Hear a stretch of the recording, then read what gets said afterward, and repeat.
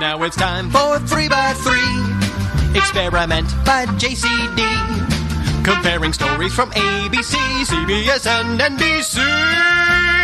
The never-ending 3x3. But they are optimistic about what they're starting to see in parts of the country where the Omicron variant hit first. Cases down 10% nationwide, the average in a week. But 19 states tonight are reporting that cases are still rising at least 10%. And they urge, do not let your guard down. The country's still averaging 700,000 new cases every day. A record number of cases in children, more than 1 million children testing positive just last week. The regions that saw the Omicron spike first, now showing signs they might be turning the corner. New cases are now plateauing or falling across 31 states. I think there's a lot of room for optimism right now. Many parts of this country are rounding the corner in this epidemic and starting to see that easing pressure of cases. But authorities urge caution, saying do not be complacent, pointing to the numbers. Still, nearly 700,000 new cases a day, still higher than any time in the pandemic. And hospitals in many states are still crushed. And deaths from COVID, which always lag behind case numbers, are still rising. An average of nearly 2,000 lives every day. And the teams struggling on the front lines want people to know this is not over. Nobody is exaggerating this. These are the sickest patients that we've seen in our entire careers.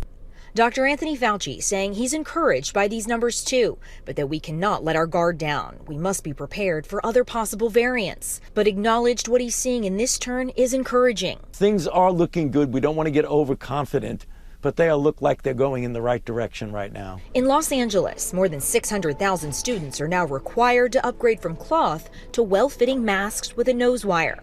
In Virginia tonight, the new showdown over masks. 7 school boards are suing the new Republican governor, Glenn Youngkin, to stop his new order, which leaves mask use up to parents. All right, we're going to turn now to COVID, where another fight over restrictions is headed to court.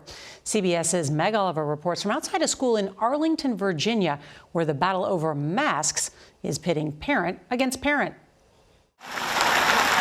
There's a face-off over face coverings in Virginia public schools after the governor's executive order letting parents opt out of school mask mandates took effect today. It's parents that should decide the health measures taken for their children. And many parents agree. This morning, a group of them in Stafford County arrived at their children's elementary school with the intent to send them in without masks. Despite the district's policy, 6 families were turned away and offered virtual lessons instead. There is no doubt that masks have played a role in our children's lack of education, and those masks are directly impacting their ability to learn. But 7 county school boards have filed a lawsuit against Governor Youngkin, seeking to block the executive order. The lawsuit represents more than 350,000 students across Virginia, arguing that the state constitution gives local school boards the authority to enact policies that protect the health and well-being of students and staff. It also cites a state law requiring school systems to follow CDC health guidelines, which recommends universal masking in schools regardless of vaccination status. Amber Bomer, one of 13 parents in a separate lawsuit, has long COVID and asthma. We are fighting for all of the children of Virginia and all of the teachers and the parents and all of the immunocompromised individuals who work and attend the schools within our school system. Chris Wilson, a father of 2, also supports mask mandates. Not a problem, and the kids support it. They know it's the right thing to do. We also know this is not a forever decision. This is a temporary decision. Here in Virginia, the lawsuits ask the mask mandate remain in place until the court reaches a decision. Meanwhile, in Los Angeles today, students were required to upgrade their mandatory masks to something other than non-cloth with a nose wire. Nora? Meg Oliver, thanks. Good evening and welcome. Hi, I'm Addison George, and I'm here to say thank you. Thank you, School Board and Superintendent Bridges, for not using your power to push back on the state of Illinois about the mask mandate. We get to wear masks all day, every day now. Isn't that great? Thank you for forcing me to wear a mask so I no longer have to brush my teeth or wash my face. Seriously, my life is so much easier. I don't wear glasses, but if I did, I would thank you for concealing my eyes with the fog from my breath, too. Thank you for teaching students that our own mental health is much less important than making triple vaccinated adults feel safe. Thank you for teaching me that even the most minute risk is not worth taking. Life is best when you take the path of least resistance, with no chance of failure and definitely no chance of catching a cold. Thank you for not reaching out to the students to ask how we feel about masks, because if you did, the majority of students would say that they hate masks, and then you might second guess your decision to make us wear them. Thank you for allowing me to experience the anxiety associated with never seeing facial expressions. Thank you for teaching us that we should never question authority or think critically, but instead we should follow whatever the people in charge tell us to do. Obedience is best. I realize now that thinking for yourself is overrated and not really necessary when you can just make decisions based on fear. Thank you for pushing your irrational fears and anxieties on me, because I didn't already have enough to worry about. I realize now how easy I had it when I only had to worry about my classes, my grades, the SAT, and getting into college. Thank you for teaching me that being a morally superior person only requires that I cover my face for 8 hours a day, and that the most morally superior people wear 2 masks or even 3 masks. As you know, states around us, Indiana, Wisconsin, Iowa, Michigan, and Minnesota, which have 2.5 times more students than Illinois, don't force kids to masks. I'm with you though. These states are out of control, recklessly putting kids at risk of misery and death every day. Masks work, even if these states have the same outcomes as Illinois. Speaking of data, thank you for staying silent about masking, despite the fact that COVID has a very high survival rate in kids my age. Who needs data anyway, though? We all know that it will never be safe to see anyone's face ever again.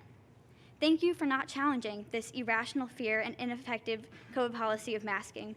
After all, the $42 billion spent in research by the NEH, not $1 went towards studying the mental health aspect of kids. I ask you, don't give in. Stay strong, stay courageous, stay quiet, and let's keep masks on kids forever. Thank you. On behalf of the whole board, thank you for your comments. We always like to hear from students. It comes as the first free N95 masks promised by the White House have now been handed out. This supermarket in Iowa. And some of those free at-home COVID tests now arriving ahead of schedule. At least 53 million Americans have visited the covidtest.gov site since it launched. Signed up on Tuesday and then received it on Friday, earlier than I expected. This shipping center outside Los Angeles delivering 8.5 million tests today. So if 20 truckloads full of rapid tests are going out every day, why is there still a backlog? Well, because the receiving part from the airport, because of COVID, because of short of manpower, we get an airplane landed at LAX, and then it got stuck there for 4 or 5, even a week. It is frustrating, but we're doing it with passion. And tonight in New York, the former governor of Alaska making headlines. Sarah Palin testing positive for COVID, halting the start of her defamation trial against the New York Times. It comes after she has rallied against vaccines. Judge Jed Rakoff saying she is, of course, unvaccinated. Palin has said, "It will be over my dead body that I'll have to get a shot." She also reportedly had COVID last March. In the meantime, we turn to other news as we were coming on the air tonight, Kaylee. The FDA pulling back authorization for some treatments when it comes to Omicron and COVID. Yes, David, the FDA confirms that Regeneron and Eli Lilly's therapies are no longer authorized for use in the U.S. because researchers have found that they don't work against Omicron. There is monoclonal antibody treatment available from GlaxoSmithKline that has been found to work, and we also have those antiviral pills that are effective, David. All right, Kaylee Hartung with us. Kaylee, thank you. Well, it was a roller coaster ride of a day in the stock market. Fears over what's going on in Ukraine, along with questions over the Federal Reserve's plan to curb inflation, sent stocks into a free fall, with the Dow down more than 1,000 points by just after noon. But after a late day rally, all 3 indexes closed up in positive territory. The conservative majority Supreme Court has agreed to hear a challenge to the consideration of race in college admissions. The lawsuits accuse Harvard University and the University of North Carolina of discriminating against Asian American applicants in an effort to promote diversity. Well, a decision against the schools could mean the end of affirmative action in college admissions. A cruise ship with American passengers, a U.S. judge issuing an arrest warrant for the ship, reportedly for unpaid fuel bills. That ship then not returning to the U.S., ferrying passengers back to the U.S. instead. Here's ABC's Victor Akendo.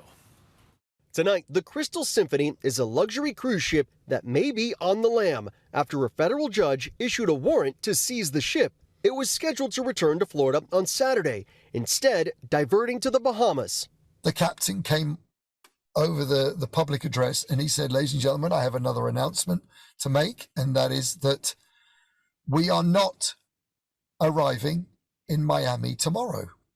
The passengers put on ferries Sunday back to Fort Lauderdale.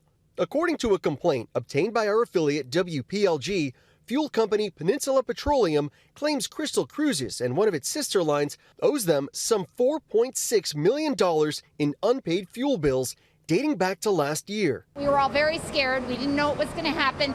Until this morning, we did not know if we were going to get off the ship.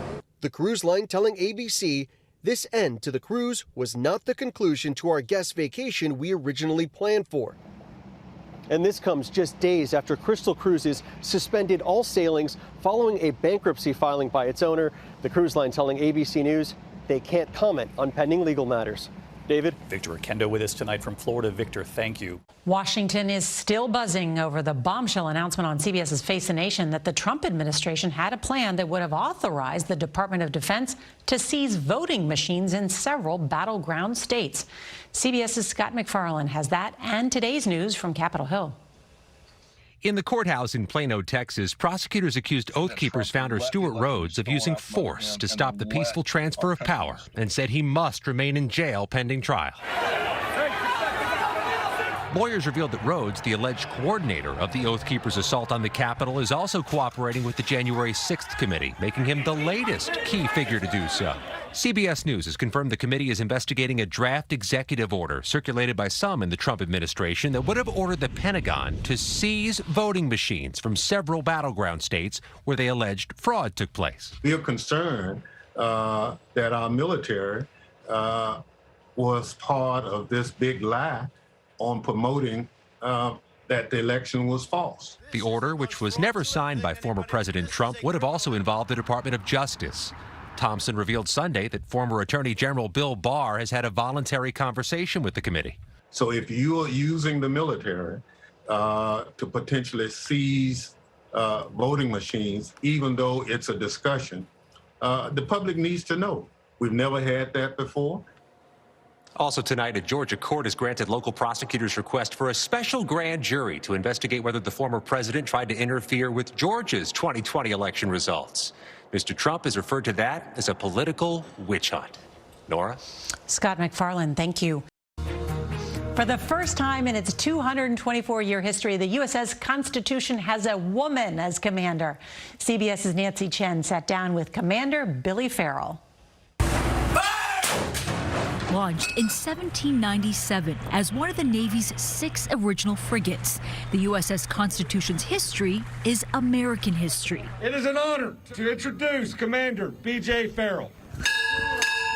And now a new order, as Commander Billy Farrell becomes the first woman to serve as captain. There's only 76 other people in history that have commanded this ship. And now you're going to be the 77th. Correct. So it's an amazing feeling. The 39-year-old was second in command of a guided missile cruiser before her new assignment. President George Washington ordered the ship to be built, and only men have been in charge. Until now. The Constitution still sails at least once a year. A third of its active duty crew, women. It's such a special opportunity, not just for the ship, but the Navy as a whole, especially having all the public here. They get to see that there's a female leading us. Docked in Boston, the ship hosts more than 500,000 visitors annually. As a teenager, Farrell was one of them. What would you tell that young woman today? Even if I told her that one day she would be commanding the ship, she wouldn't believe me.